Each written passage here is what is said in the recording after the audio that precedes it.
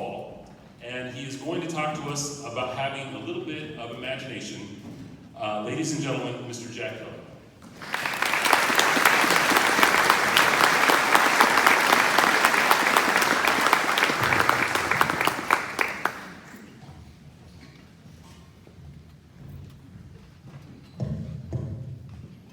Class of 2020, I first want to say how proud I am of each and every one of us.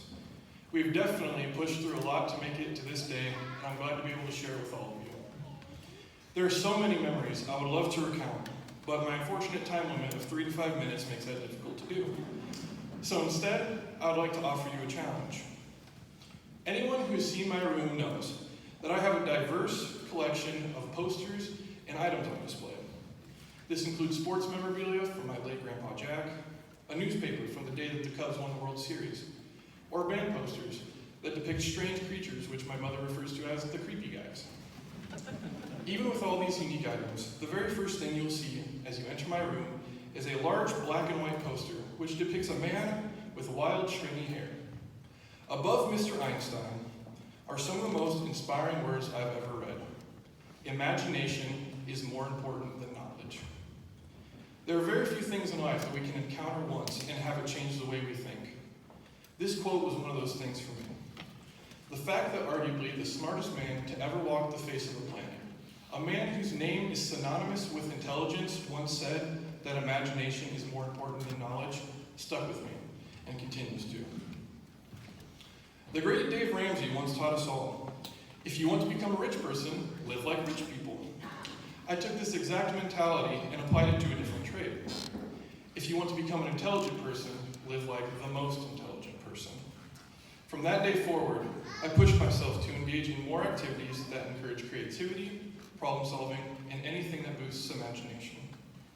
I'd always had a passion for creating things and drawing, but I made it become a habit. I also taught myself how to solve a Rubik's Cube. Some of you may have heard me grinding away at that in class, and I apologize. And these are just a few of the ways that I have chosen to work on my creativity. There are plenty of other ways to do it as well, such as writing, learning to play an instrument, putting a puzzle together, or simply taking a few minutes each day to stop what you're doing and think. This brings me to the issue I want to address. We need more imagination. We often view careers such as lawyers and accountants as the smartest among us. This is because they're traditionally very knowledgeable people. However, we as a society need more smart people who create things, people who innovate and push human advancement along. With all of this, perhaps it's time for our society to reassess our priorities. We live in a world where knowledge is so readily available. We have computers and phones, which are connected to an endless stream of information. With the technology we have today, the pursuit of knowledge is a paved road compared to the rocky terrain one must traverse to develop their imagination. What do I mean by this? The technology we have available to us makes knowledge significantly easier to acquire. The answer to any burning question or new skill desired to be learned can be discovered with a few clicks of a keyboard. The development of imagination, however, requires much more work to grow and maintain. This is where Albert's quote comes into play. Imagination is not something that can be taught nor created artificially. It is something that requires deliberate actions to build and to maintain. So often people say that they aren't creative, but I reject the notion that anyone lacks creativity. I believe that everyone has their own form of creativity, and you simply have to find that and build upon it. This isn't an overnight transformation, however. It is something that takes time to manifest itself and isn't easy to do. But the most valuable parts of life never are. At the very beginning of my speech, I mentioned I have a challenge for you.